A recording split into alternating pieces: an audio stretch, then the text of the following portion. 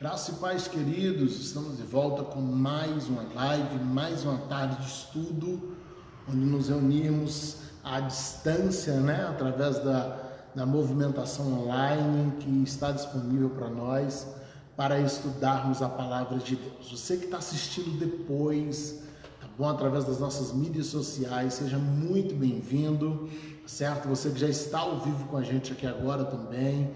Então se alimente dessa live, compartilhe, não coma desse maná sozinho, mas leve essa live para o máximo possível de pessoas, tá bom? Então compartilhe bastante, com muita gente, com o máximo de amigos que você puder. Paz a todos que já estão com a gente aqui, que estão chegando, tá bom? Desce o dedo aí, compartilha, avisa todo mundo que a gente já está no ar com mais uma live, tá bom? Então copia o link, manda no WhatsApp para os amigos, porque eu tenho certeza que será uma live poderosa, será um estudo maravilhoso. Hoje iniciando uma etapa de 7 estudos a respeito das 7 cartas de Jesus às igrejas da Ásia, escrita ali nos capítulos 2 e 3 de Apocalipse. Portanto, já estamos no ar, avisa todo mundo aí, amém? Paz, minha esposa, irmã Neide, irmã Isabela, que já está aqui com a gente, outros irmãos que estão chegando aí, sejam todos bem-vindos e vamos aprender de Deus. Serão 7 estudos, começando hoje, sempre às terças e quintas, tá bom? Terças e quintas, 4 horas da tarde.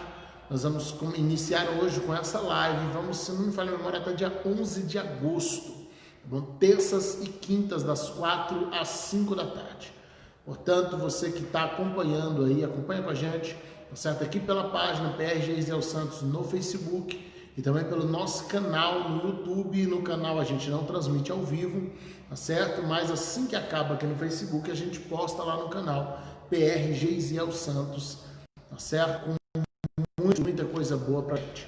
Vamos já entrar no nosso estudo de hoje. Hoje falando da carta à igreja de Éfeso. Nós vamos passar aqui pelas 7 cartas do Apocalipse.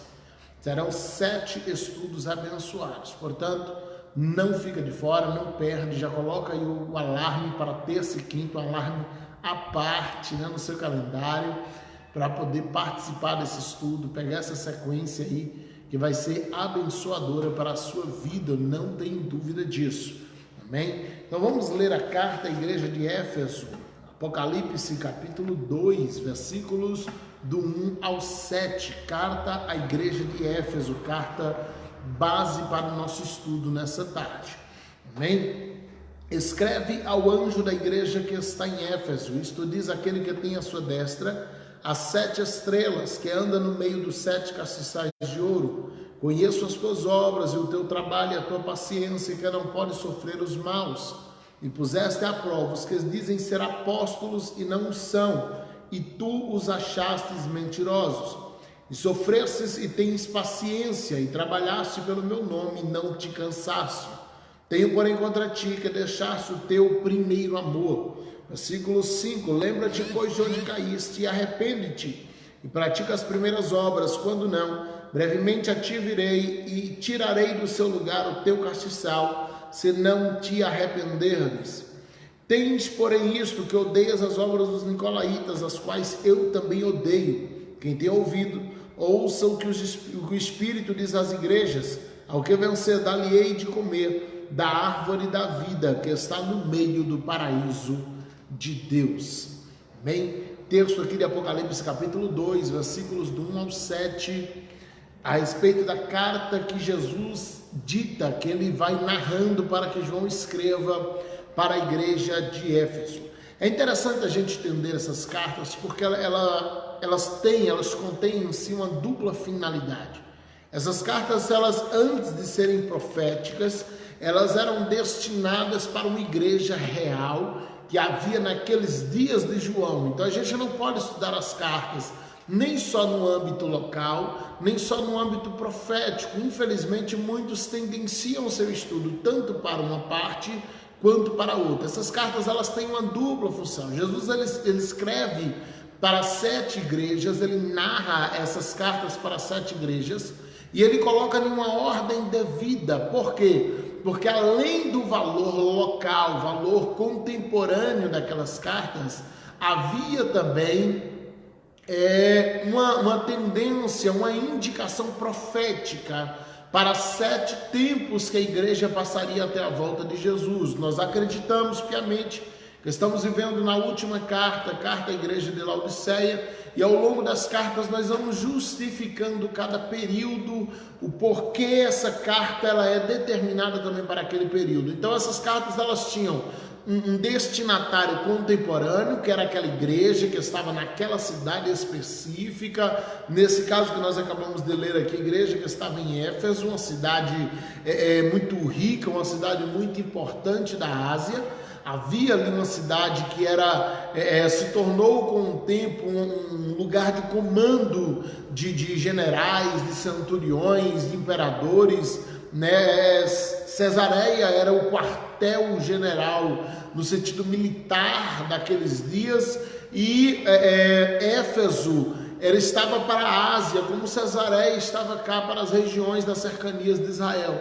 Então Éfeso era uma cidade muito importante, era uma cidade portuária, uma cidade muito rica, e ali também estava o templo da deusa Ártemis, ou chamada de Diana também, que nós encontramos em Atos 19, versículo 28. Então ali era um centro religioso, era um centro militar, era um centro comercial. Então era uma cidade importantíssima para a Ásia e para o Império Romano naqueles dias. E o Senhor cria meios para que Éfeso se tornasse também uma cidade que se tornasse um centro evangelístico para a igreja na Ásia. Ali se instituiu, Priscila e Áquila abrem a igreja ali em Éfeso. Na sequência vem Apolo, vem Paulo, que passa para Timóteo. Na verdade vem Paulo logo na sequência, pega de Priscila e Áquila, e depois de Paulo vem Timóteo, depois Apolo, depois João, que vai passando por aquela igreja. Então foi uma igreja pastoreada por apóstolos, por homens ligados aos apóstolos. Foi uma igreja extremamente treinada, né? E obteve de forma que dali se tornou um centro missionário. De Éfeso, as pessoas, os obreiros iam para serem treinados em Éfeso, especialmente depois da destruição de Jerusalém em 70 depois de Cristo. Então as pessoas passaram a liderar a igreja a partir de Éfeso, e elas eram treinadas ali e dali enviadas para as outras cidades, enviadas para as regiões à sua volta. Então era uma cidade muito importante, era uma cidade que carregava em si mesmo uma importância cultural muito forte. E a igreja ali na cidade de Éfeso, ela ganha uma importância também, porque uma vez que ela se tornou uma base apostólica, ela se tornou uma igreja que era pastoreada por apóstolos ou por homens diretamente ligados a eles. Então se tornou uma igreja que tinha uma estrutura de conhecimento bíblico, de conhecimento de Cristo, que nenhuma outra tinha. Então ali havia uma base escriturística da palavra de Deus, estudo da palavra de Deus naquela igreja, que você não vai encontrar em nenhuma das outras igrejas. E o que acontece com isso? Uma vez que essa igreja ela é extremamente estruturada, ela é extremamente preparada, ela é extremamente treinada, essa igreja já não engolia mais qualquer doutrina, qualquer pregador, qualquer pessoa que passasse por ali tentando pregar qualquer coisa, qualquer asneira, passar qualquer tipo de conhecimento. Era uma igreja exigente. Para você pregar em Éfeso, você tinha que estar muito bem preparado, porque não dava para você subir lá e pregar na tribuna da igreja de Éfeso qualquer coisa depois de Paulo ter pastoreado aquela igreja, depois de Apolo, a quem o próprio Paulo chama de pregador eloquente, ter pastoreado aquela igreja, de João que deitava no peito de Cristo, e agora você olhar para essa igreja que João pastoreou e você subir lá, e como você vai pregar uma heresia em Éfeso? Se João, que andou com Cristo, que ouviu os ensinamentos da boca do próprio Jesus, foi pastor daquela igreja. Timóteo, que foi treinado pelo próprio Paulo. Então a gente percebe que era uma igreja que ela subiu de nível. Era uma igreja que ela estava no patamar acima. E os hereges daquela época, que Jesus vai chamar de nicolaítas, eles passavam perrengue, eles passavam dificuldades quando eles chegavam em Éfeso. A palavra nicolaítas, ela não é a denominação de uma seita organizada, de um grupo religioso, não. A palavra nicolaítas, ela é a junção de duas palavras gregas. A primeira é nico, que tem o sentido de subjugar, e a segunda laos, que tem o sentido de leigos ou de povos de um modo geral. Então, quando a gente junta Nicolaus ou Nicolaitas, fala daqueles que subjugavam leigos. Então não se tratava de uma seita onde as pessoas se reuniam, mas se tratava de um grupo de pessoas, de um grupo de pregadores, né, independentes, que não estavam ligados entre si, que eles iam passando de cidade em cidade e aproveitando-se do fato de que naquela época muitas pessoas eram analfabetas, de que as pessoas não tinham um conhecimento geral de tudo, eles aproveitavam disso, da ignorância das pessoas, para poder pregar qualquer coisa, falar qualquer coisa, ensinar qualquer coisa, e principalmente estabelecer julgos naquelas igrejas, colocar julgos naquelas igrejas, a fim de quê? A fim de ganhar idolatria para si mesmo e principalmente de arrecadar dinheiro. Então era um grupo de pregadores que até parece com um grupo muito parecido, né, com os que tem nos nossos dias, de pregadores independentes que vivem por aí pregando qualquer asneira, vivendo da ignorância das pessoas, apostando na ignorância das pessoas, para poder ganhar o dinheiro dessas pessoas, para poder ganhar a admiração dessas pessoas, a idolatria dessas pessoas. E Jesus, ele vai identificar, ele vai falar que a igreja de Éfeso, ela odiava esses nicolaítas, e Jesus fala: eu também odeio. Então observe que pregador herege, pregador que falava qualquer coisa, ele não tinha vida fácil na cidade de Éfeso, na igreja de Éfeso, porque era uma igreja estruturada na palavra.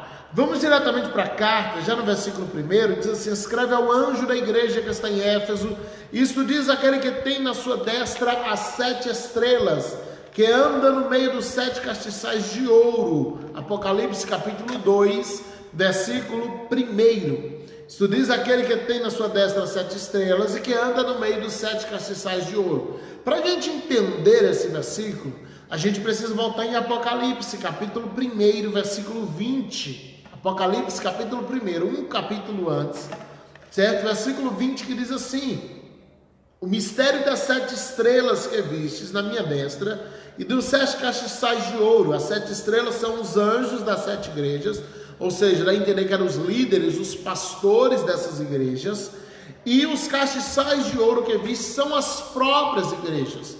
Então Jesus está dizendo: olha, as estrelas são os líderes e os castiçais são a igreja. Qual o cenário que a gente encontra no capítulo 2, versículo 1?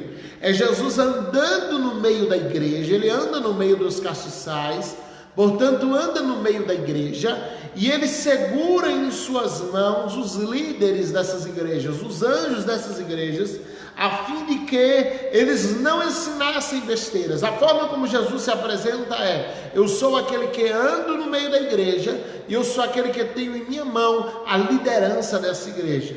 Então Jesus, ele se apresenta dessa forma: o que anda no meio da igreja e o que detém em minhas mãos os líderes dessa igreja. O que é que Jesus está falando? O que representa esse ensinamento de Jesus? Jesus está dizendo: olha, eu tenho o controle da igreja, eu tenho o controle da igreja, eu ando no meio, então eu sei de tudo o que acontece na igreja. Ou seja, Jesus está provando que nada do que acontece na igreja passa despercebido aos seus olhos.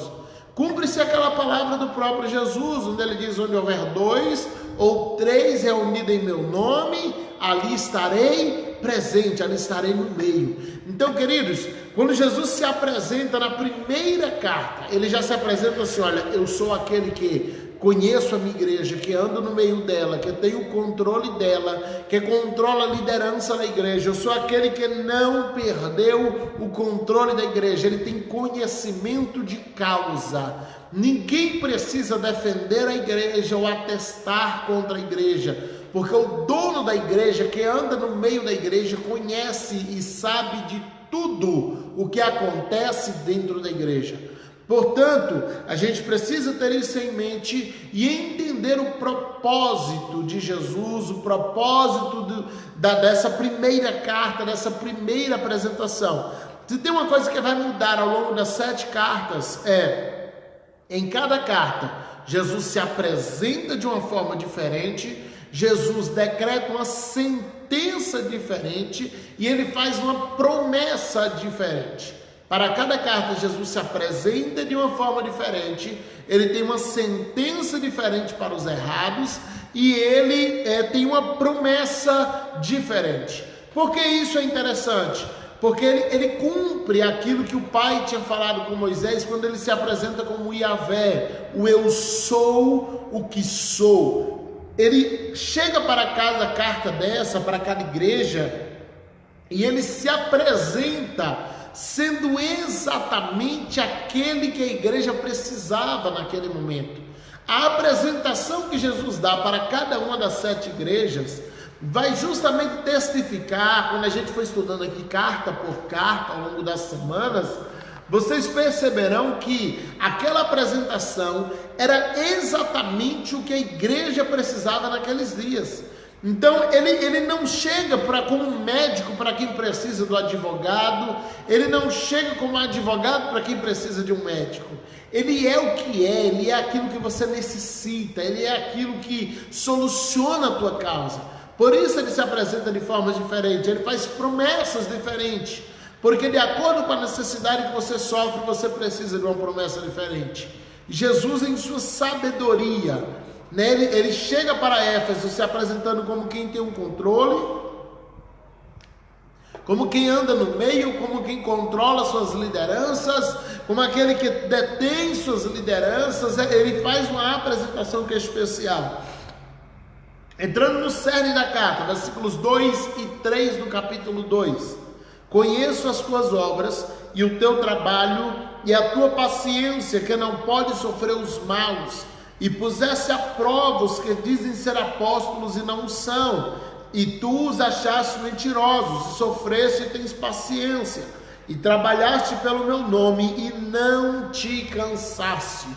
Jesus faz um elogio para todo o trabalho daquela igreja, era um trabalho incansável. Jesus diz: vocês trabalham pelo meu nome e vocês não se cansam. Ora, foi através da igreja de Éfeso que o evangelho se espalhou por toda a Ásia, foi saindo dali, toda a base missionária da Ásia saiu a partir de Éfeso.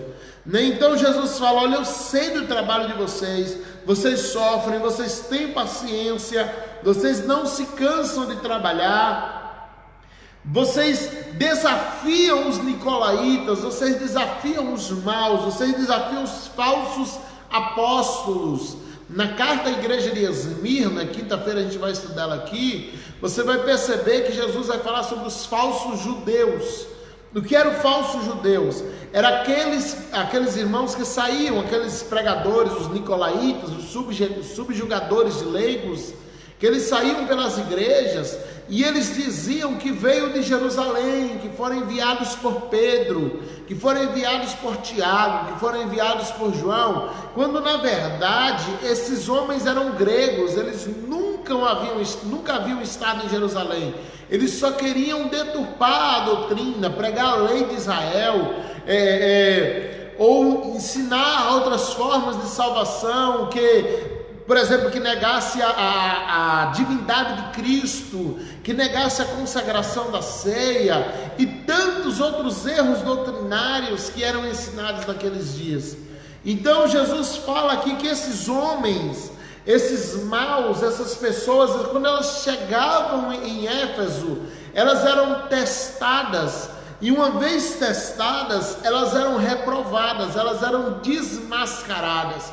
A pessoa chegava em Éfeso para pregar, e quando ela chegava lá em Éfeso, e ela queria pregar, dizia: olha, eu vim de Jerusalém, eu sou pregador, e eu quero pregar aqui nessa igreja. Quando elas faziam isso, a Bíblia vai dizer que os irmãos de Éfeso, eles se reuniam e faziam uma sabatina com aquele pregador.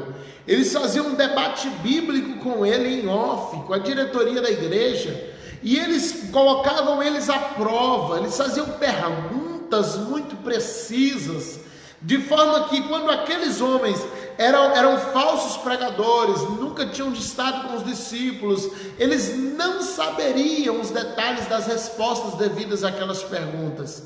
E eram perguntas teológicas que faziam esses homens responderem errados, perguntas sobre a vida dos discípulos que eles respondiam errados, que eles iam vir de Jerusalém, mas estavam mentindo. Então os irmãos de Éfeso provavam esses irmãos, eles desafiavam esses irmãos, e esses irmãos eram desmascarados dentro da igreja. E quando eles eram desmascarados, os irmãos de Éfeso colocavam eles para fora. Irmãos, muito do que temos ouvido e visto na nossa geração, de mensagens erradas nos púlpitos, de mensagens enganosas nos púlpitos, de falsos pregadores, enganando as pessoas, roubando dinheiro das pessoas, nada disso seria possível se a igreja contemporânea aprendesse com a igreja de Éfeso.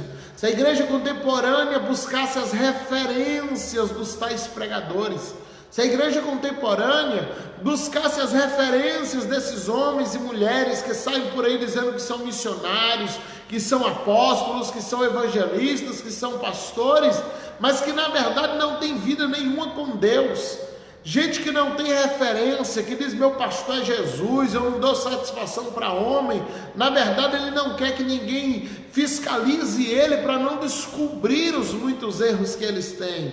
Então, queridos, por que isso acontece? Porque essas pessoas entram dentro das igrejas e fazem o que querem, ensinam ensinos errados, porque infelizmente as portas ainda estão abertas para eles. Tem muitas igrejas, muitas denominações, onde basta o camarada dar uns 2 gritos, fazer um barulho, passar umas profetadas e pronto, ele está no púlpito, ele está pronto para pregar, é homem de Deus, é mulher de Deus. Por quê? Porque sabe fazer barulho. Queridos, fazer barulho não é sinal de vida com Deus. A Isabela está colocando a Bíblia mais uma vez sendo atual, mesmo tendo sido escrita há milênios atrás. Verdade, né? Os problemas eles são continuados. Os problemas eles continuam aí. Era para a gente aprender com os erros do passado ou com os acertos do passado, mas a gente não aprende. Então continua subindo no púlpito, e muitos pastores deixam muitos mercenários alimentar seu rebanho, porque querem criar um movimento, querem criar barulho, querem criar agitações, campanhas para encher a igreja de crentes de outras igrejas, de outras denominações. Meu irmão, se o alvo não é as pessoas do mundo, não faz sentido.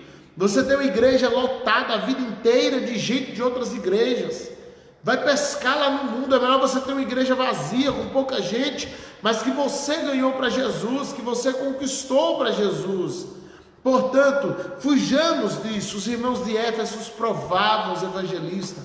Os irmãos de Éfeso sentavam com eles e diziam: você quer pregar? Nós vamos te fazer perguntas da Bíblia. Se você conhece Bíblia, você vai ter a oportunidade de pregar aqui na igreja, mas se você é só um herege, andando para lá e para cá para ganhar dinheiro, em Éfeso eles eram desmascarados e expulsos, e Jesus elogia eles por causa disso. Jesus faz um elogio a eles por causa disso. Ele diz: eu tenho visto isso. Mesmo com todas as falhas da igreja de Éfeso, dos irmãos de Éfeso, mas Jesus via também as qualidades, porque Jesus não é um criticador que só vê defeito, não, ele sabe ver suas qualidades, ele sabe ver naquilo que você acerta, ele sabe ver naquilo que você está indo bem na presença dele. Amém? Leonardo chegando aí do trabalho, entrando com a gente também, que Deus abençoe a todos que estão com a gente, compartilha aí, tá bom? Não assiste sozinho não, manda para frente, usa sua rede social para divulgar o Evangelho de Deus. Versículo 4: tenho porém contra ti que deixaste o teu primeiro amor. Aqui a gente começa a ter um problema. Aquela igreja ela tinha várias qualidades, mas ela também tinha abandonado o seu primeiro amor, a sua primeira intensidade, a sua primeira paixão. Porque falar sobre o Evangelho exige responsabilidade para não criar heresias, verdade. A gente está falando em nome de Deus. E se alguém falar que a gente disse algo sem a gente ter falado já é grave, imagina eu afirmar que Jesus falou, sem que ele tenha falado. Né? Se alguém chega ali e diz: olha, Gesiel falou isso e eu não falei, isso me deixa extremamente chateado, nervoso, eu quero resolver a situação. Agora imagina você chegar e dizer: olha, Jesus falou, Jesus mandou falar, sem que ele tenha falado. Então, queridos, isso é muito sério. Isso é muito sério, a gente precisa vigiar nisso. Tenho, porém, contra ti que deixaste o teu primeiro amor. O primeiro amor que faz referência a duas coisas. Primeiro, tanto ao tempo inicial da convenção, né, aquele primeiro momento que você chega na igreja, você quer salvar a família toda, você quer pregar para todo mundo, quer que todo mundo seja salvo, faz parte desse primeiro amor, mas também fala da qualidade, fala da intensidade do amor dedicado a Deus, né? Porque de repente você continua firme, indo para a igreja animado, mas a qualidade da sua paixão por Deus, ela foi perdida. Você está lá, você até passa tempo com Deus, não é um tempo de qualidade, não é um tempo em que você aproveita, né? A pastor Marivaldo colocando que amém, está difícil pastorear, tempos difíceis, né? Muitos chegam aqui, nós somos aqui em Conquista, a igreja mais próxima da rodoviária, a igreja mais perto da rodoviária aqui é a nossa. Queridos, são dezenas de pregadores que passam aqui. Pastor, Deus me enviou para essa cidade para fazer a obra e eu quero que o senhor abra uma campanha aí para mim pregar. Meu irmão, aqui passa direto. Chegou aqui, meu querido, eu sinto muito, mas não te conheço. Mas Deus me mandou para aqui, Deus te mandou pregar para crente. No meio de tanta gente morrendo no mundo, Deus te enviou aqui para pregar para crente, para fazer campanha dentro de igreja. Não, Deus não te enviou para isso. Você quer vir para ganhar dinheiro.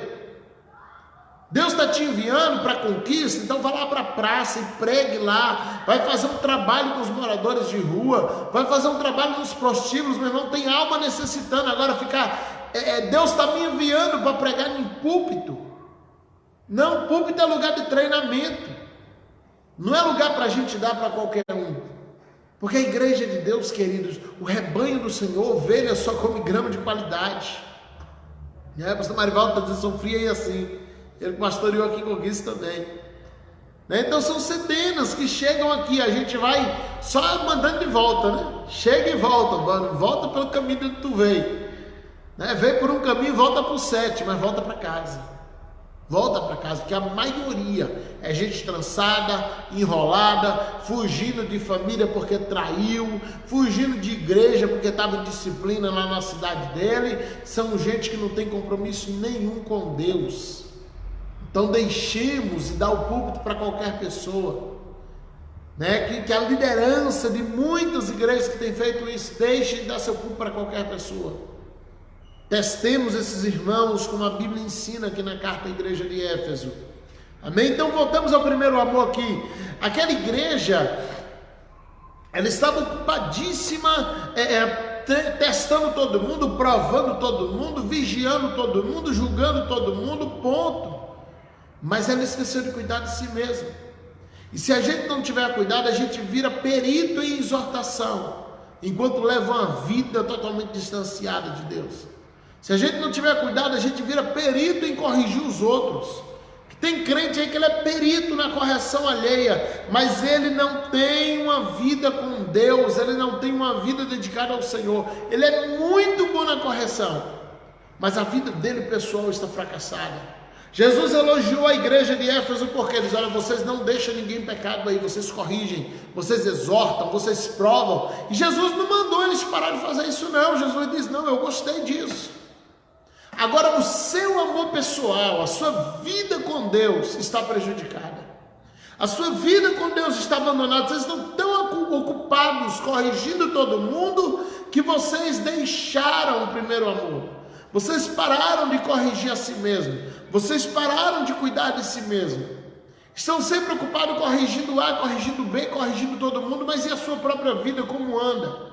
E o seu dia a dia, como anda o seu coração, qual o tempo que você, Paulo ele vai falar sobre isso com Timóteo. Eu gosto muito das cartas a Timóteo, porque são cartas pessoais, de pai a filho. Ele chamava Timóteo meu filho amado, e ele fala com Timóteo, cuida de ti mesmo, cuida de ti mesmo. A gente precisa ter esse cuidado, queridos. Principalmente a gente que está pastoreando, que está cuidando de pessoas, a gente que prega. Se a gente não tiver cuidado, a gente vira perito em cuidar dos outros, mas a gente para de cuidar de si mesmo. Já conheci, ouvi mensagem de pregador assim, depois estou descobrindo que ele estava fugindo. Eu lembro de um pregador que chegou em Eunápolis certa feita e ele pregou em um monte de igrejas. E o camarada, meu Deus, revelava mais do que máquina da Kodak antigamente. Né? Mas quando poucos dias depois a polícia encontrou na rua e aí saiu lá evangelista, pregador, preso. Em Eunápolis, foi preso roubando bicicleta. E ele já vinha foragido de São Paulo por um crime de homicídio. Queridos, pregar se aprende. Se tem uma coisa perigosa é que é fácil aprender a pregar. Alguém com um bom estudo, alguém com uma boa eloquência, ele aprende a pregar. Se oratória fosse difícil, político não falava tão bem, advogado não falava tão bem. A questão não é falar bem, a questão é a unção.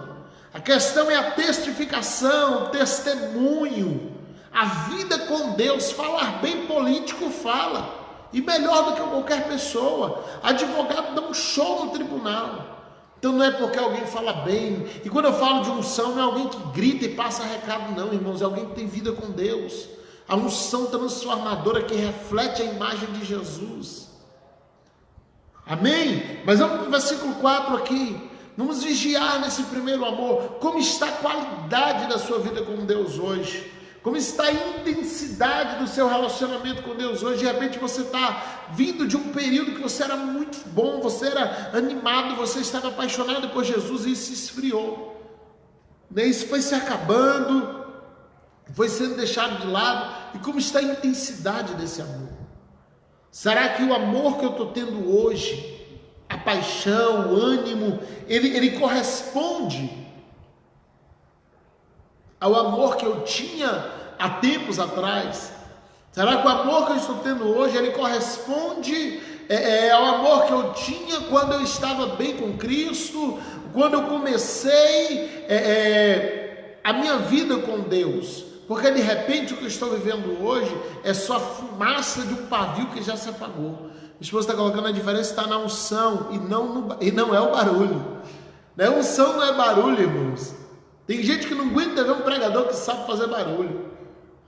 Sabe, a verdadeira mensagem não é aquela que te emociona, é aquela que te transforma. É muito bom a gente ouvir pregadores que falam o que a gente quer ouvir, que faz aquela barulheira, que te entrega chave de carro, de casa. Deus está te dando chave disso, chave daquilo outro. E todo mundo gosta de receber essas chaves. O que você não percebe é que a tal chave não abre nada, não acontece nada, não responde a nada, não flui nada, não cumpre nada. Mas você se alegra com o barulho. Amém? Então vigia nisso. Mas eu volto para aqui, como está a tua vida com Deus, como está a minha vida com Deus, como está a nossa vida com Deus. Se compararmos a nossa vida com tempos atrás, se compararmos a nossa vida com dias atrás, com meses atrás, com 1, 2, 3 anos atrás, a nossa vida permanece igual. Essa reflexão ela precisa ser feita periodicamente. Ela permanece igual, ela está igual, ou ela foi se esfriando, ela foi se acabando e a gente nem percebeu, porque estávamos tão ocupados, talvez corrigindo a vida alheia, que esquecemos de fazer uma autocorreção, que esquecemos de fazer uma mudança em si mesmo.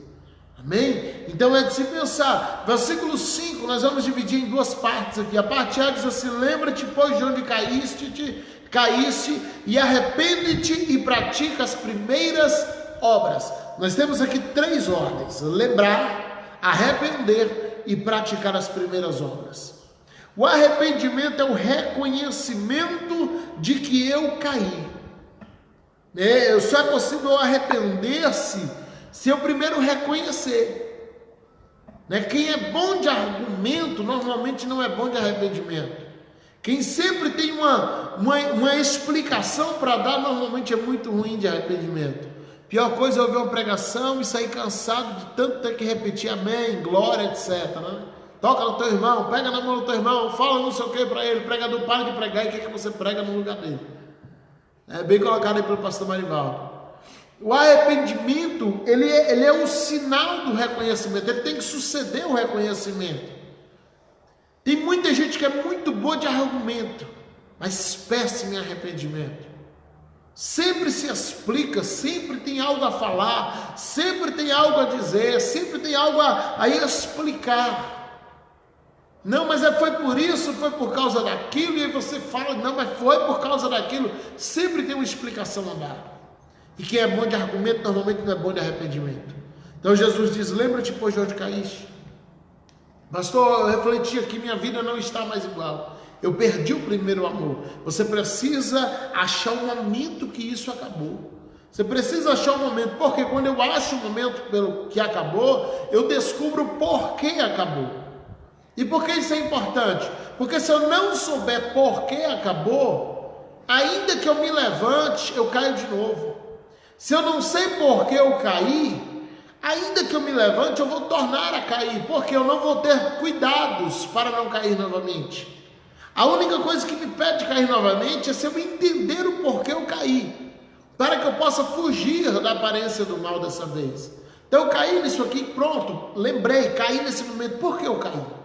Isso vai me ajudar a vigiar para não cair novamente, porque senão fica cai e levanta e cai, levanta e cai, e perde o rumo, perde o alvo, não consegue se firmar de pé. Por que isso acontece? Porque não lembra de onde caísse, não lembra o porquê caiu, e não consegue se arrepender. Minha mãe dando paz aqui, bem-vinda, mãe. Mãe aqui na Bahia, ela fez aniversário, dia 18 agora, 6.0 aí, o motorzão já ultrapassou a pala. Deus abençoe.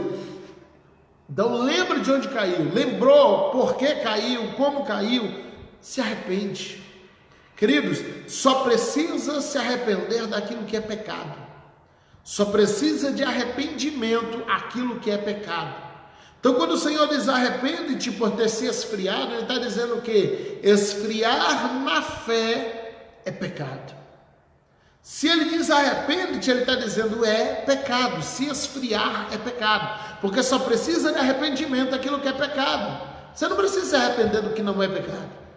Amém? Então quando o Senhor diz você perdeu o primeiro amor, lembra-te e arrepende-te, Ele está dizendo você pecou. Pecou, por quê? O esfriar na fé, de acordo com a teologia de Cristo aqui em 2,5, é pecado. E aí a última exortação é pratica as primeiras obras. Ou seja, já se arrependeu, já lembrou de onde caiu, se arrependeu, então vamos consertar. Poxa, eu em 2010 eu estava bem, lembrei que agora que a partir de 2012 eu esfriei. Pronto, você lembrou de onde caiu. Você precisa se arrepender por isso. E agora você vai voltar a viver como vivi em 2010, orando, jejuando, lendo a Bíblia. Se essa é a sua memória, foi 2010 seu ano bom, volta a praticar essas primeiras obras. Volta lá a praticar naquele ano, como você praticava naquele ano em que você estava bem com Deus. Não adianta eu me lembrar, me arrepender, se eu não faço nada para voltar ao que era. Existem dias que a gente avança, existem dias que a gente recua. Lamentações capítulo 5, 32, Jeremias ora dizendo: Senhor, faz-nos voltar como éramos no tempo de outrora, faz-nos adorar como adorávamos antes. Salmos 43, se memória não me trair agora, 42 ou 43, Salmo dos filhos de Corá, assim uma costa, assim pelas águas, pela corrente das águas. Ele vai lembrar-se dizendo como era bom do tempo que fazíamos procissão até a casa do Senhor, cantávamos pelo caminho. Então vai ter dias que você avança, queridos, vai ter dias que você recua. Amém? A obra de Deus, ela é assim, tem momentos que é de avançar, tem momentos que é de recuar. E a gente precisa entender o tempo e o modo. Porque quando você entende o modo, você agir de acordo com o que iria estar agindo naquele tempo. Cada tempo tem um modo diferente. A roupa do verão não serve para o inverno, o inverno não serve para o verão. Cada tempo tem seu próprio modo. E nós precisamos entender o tempo e o modo. Lembra de quando você estava bem. Lembra de quando mudou. Se arrependa por isso e volta a viver como quando você estava bem. Volta a viver como era antes. Tenta lembrar o porquê você estava bem. Era porque você orava, o horário que você orava, qual era o lugarzinho da oração. Então volta para lá. Amém? Volta a viver aquele tempo, porque tudo isso está liberado. Quando você volta lá, você vai ver que o Senhor não saiu daquele lugar, mas Ele está lá te aguardando para revelar coisas profundas e ocultas. A parte B do versículo 5 diz assim: quando não, brevemente a te virei, tirarei do seu lugar o seu castiçal, se não se arrependeres.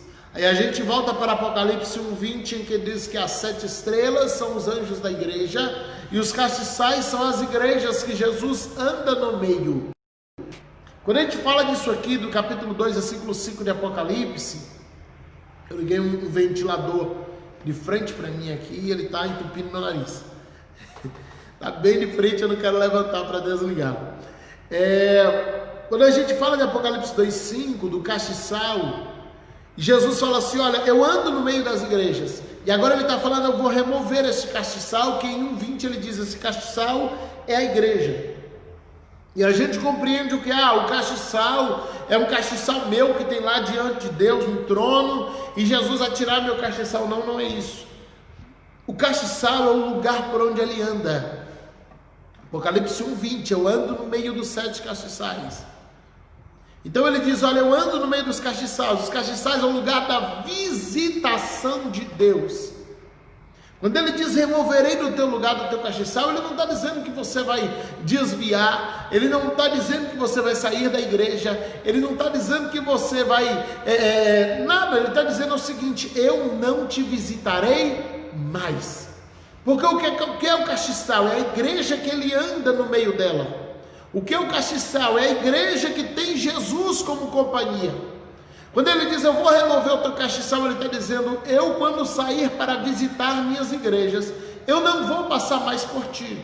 Quando eu sair para visitar o meu povo, eu não passo mais do teu lado. Então você vai estar orando, mas sua oração não é ouvida. Você ainda vai estar cantando, mas seu louvor não chega no céu. Porque você foi se afastando tanto de Deus, que você perdeu a comunhão. Você perdeu a intimidade a um nível que hoje você está trabalhando para Deus como a igreja trabalhava, mas você não está tendo a visitação de Deus. Você perdeu a sua posição de igreja. Você é só uma pessoa trabalhando para Cristo. Na casa do pai do filho pródigo existiam os filhos e existiam os servos. Existiam os jornaleiros. Estava na casa, mas não era herdeiro. Estava na casa, mas não ia herdar nada. Estava na casa, mas não sentava-se à mesa. Estava na casa, mas não tinha o anel da família. Estava na casa, mas não desfrutava da intimidade com o pai. Eram abençoados. O filho pródigo fala isso: os funcionários de meu pai comem melhor do que eu, que estou aqui no meio do chiqueiro comendo bolota de porco. É sinal de que aqueles homens eram muito bem cuidados. Queridos, ser abençoado não é sinal de aprovação. Bênçãos não te aprovam. Bênçãos não é herança. Bênçãos que você recebe agora, o cuidado diário, é simplesmente porque o pai é bom, não é sinal de que você está bem com ele. Amém? Então você precisa ter esse cuidado. Você precisa estar atento a isso. De repente você está aí e fala, estou sendo abençoado, eu vou para a igreja, Deus fala comigo, mas você não está tendo mais a visitação do Espírito, você não tem mais comunhão com o Espírito. O Senhor, quando ele sai para visitar a igreja dele, para andar no meio dos castiçais, ele removeu o céu da lista, ele removeu o céu do mapa. Pastor, e o que eu faço? Acabou tudo para mim? Não, a porta da graça ainda está aberta. Volta para o lugar da oração, volta para o lugar da consagração, volta para o lugar do jejum, volta para o lugar da busca incessante, volta para o lugar da procura e começa a dizer: Deus, eu quero tua unção de novo, eu quero tua presença de novo, eu quero teu fluir de novo. E você vai se surpreender com o que Deus vai começar a fazer através de ti e vai fazer em ti primeiramente. Então ele diz: eu vou remover do teu lugar o teu castiçal se não houver arrependimento. Se você não reconhecer que precisa me buscar de verdade, eu não te visito mais, eu não ando mais no meio de você. Você pode até continuar trabalhando para mim, mas não recebe mais a comunhão, não recebe mais o abraço, não recebe mais o afago, não te pega mais no colo. Você se torna um cristão que está na casa de Deus, mas vive distante de Deus. Você até está na casa do Senhor, mas vive distante dele, vive longe dele. Não desfruta das bênçãos dele. Então, queridos, se arrepende de quanto é tempo. Lembra de onde você caiu. Arrepende-te, volta a praticar as primeiras obras. Jesus, observe que essa igreja ela não parou o trabalho. O trabalho nessa igreja estava impecável. impecável. Ele diz, não, olha, eu sei do teu trabalho, versículos 2 e 3. Sei das suas obras e do teu trabalho, tua paciência, não pode sofrer os maus, meus irmãos. Trabalho não é obra. Jesus, esses dias, observe o que aconteceu nessa pandemia. O trabalho parou nos primeiros dias, especialmente nos 2 primeiros meses da pandemia, que fechou tudo. O trabalho parou, mas a obra não. O trabalho parou, mas a pregação do evangelho continuou. Aquilo que era essencial continuou. Às vezes é preciso parar o trabalho para fazer a obra. Jesus elogia o trabalho da igreja. Agora ele diz, volta e pratica as primeiras obras. Ele não diz pratica o primeiro trabalho. Qual a diferença entre as duas coisas?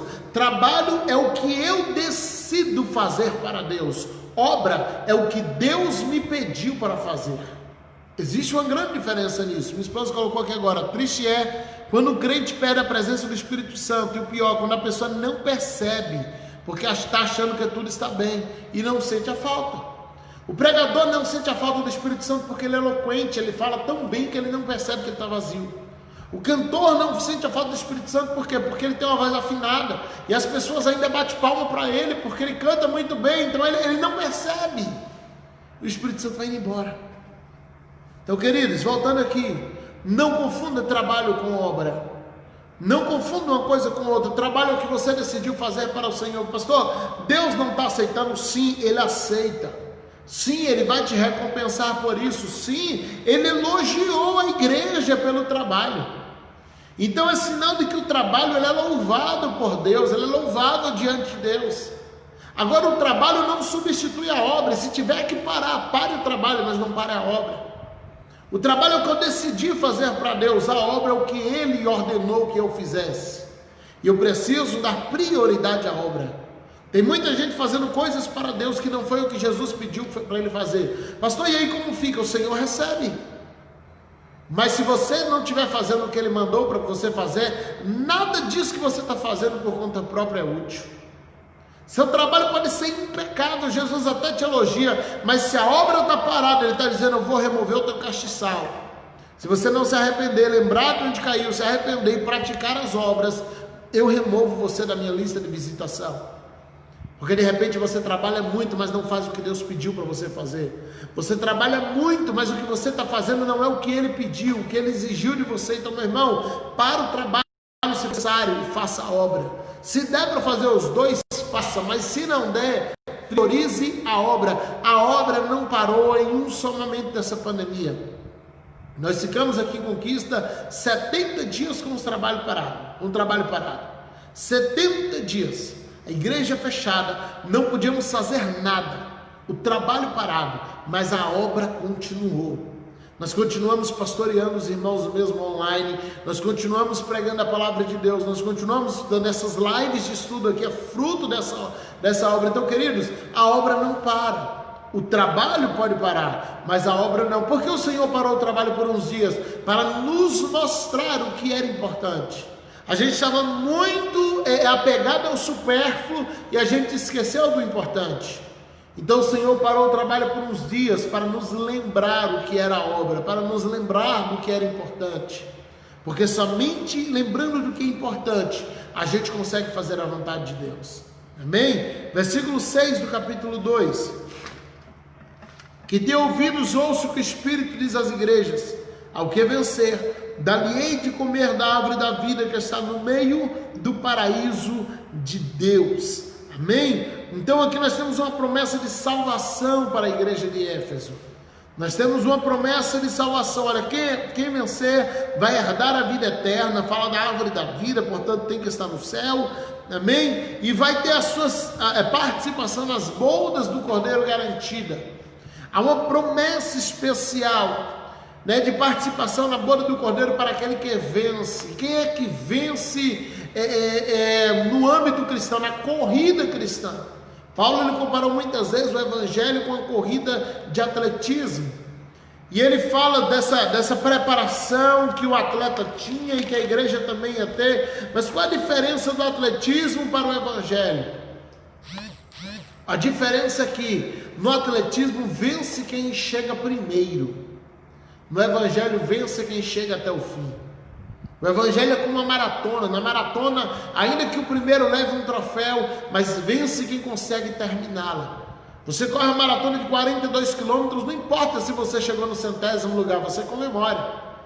Né? Observou isso? Uma corrida de 4, 5 quilômetros. Dias atrás eu vi um pastor, Isabela Cavalcante, não pulou o versículo 6, falando dos nicolaítas.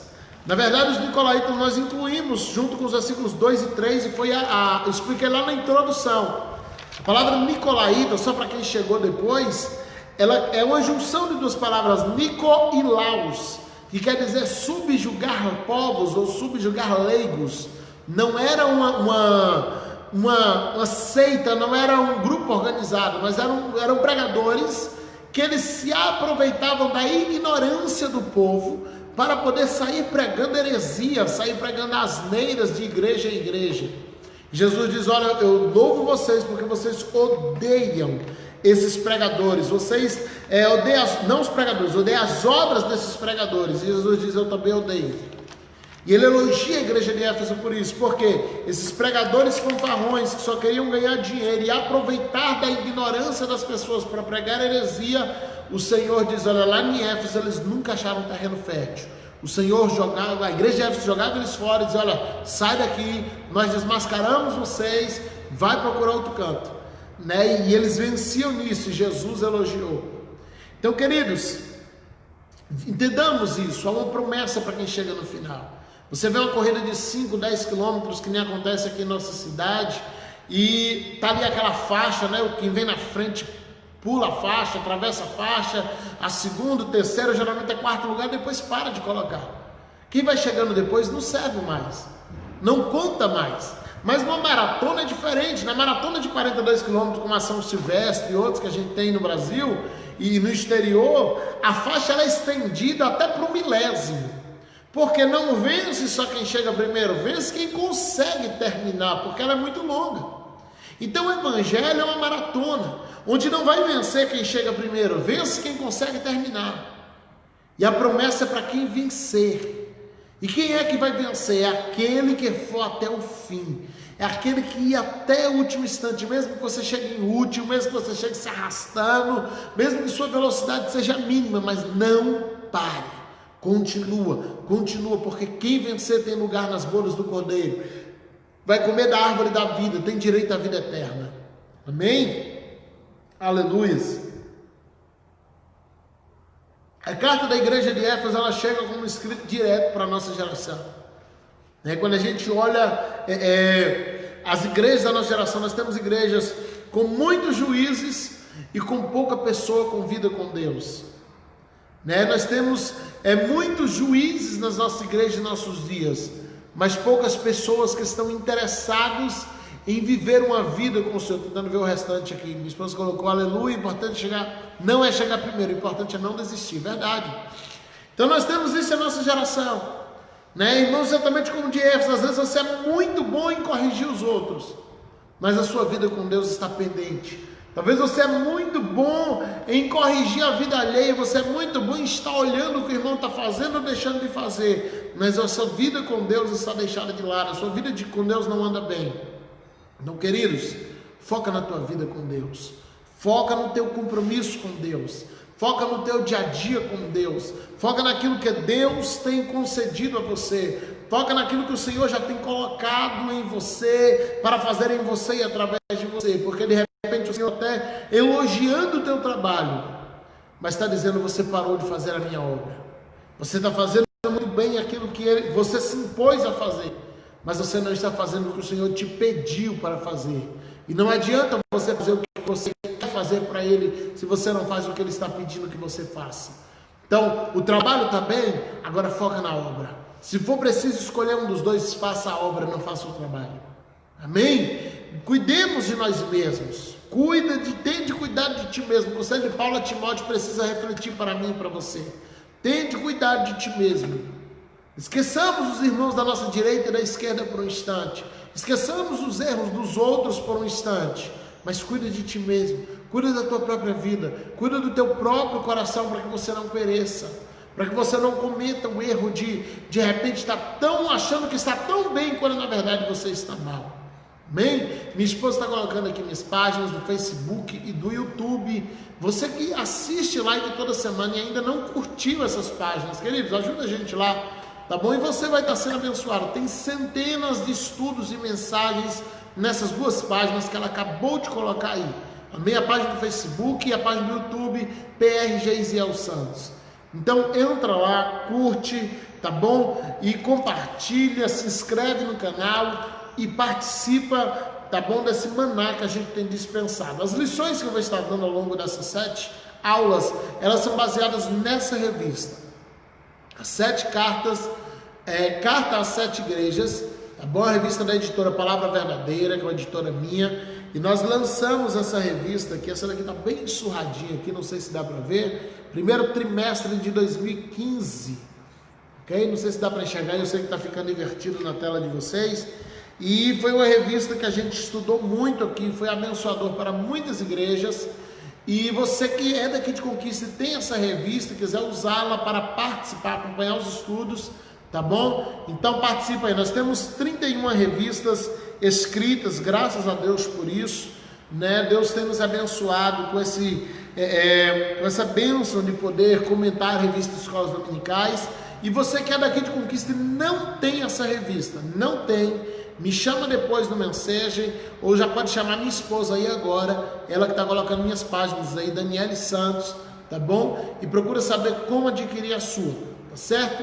R$10 apenas, valor mínimo irrisório, simbólico, só para abençoar a sua vida. São 13 lições, que além do que nós vamos dar aqui, nós vamos dar apenas 7, então tem muito mais, tá certo? E junto com essa aqui também, nós temos a História da Igreja, que foi feita depois dessa, foi a edição de número, essa daqui foi a 13, se não me falha a memória, 13, a edição número 14, que é a História da Igreja, que estuda o lado profético dessas cartas. Eu te aconselharia a comprar as duas, porque vai ser abençoador para a sua vida. Para os de fora, infelizmente nesses dias não temos como enviar, pelo menos até que tudo volte ao normal. Tá bom? Então, quinta-feira, estaremos aqui estudando sobre a igreja de Esmirna, uma igreja abençoadíssima de quem Jesus não teve nenhuma crítica a fazer.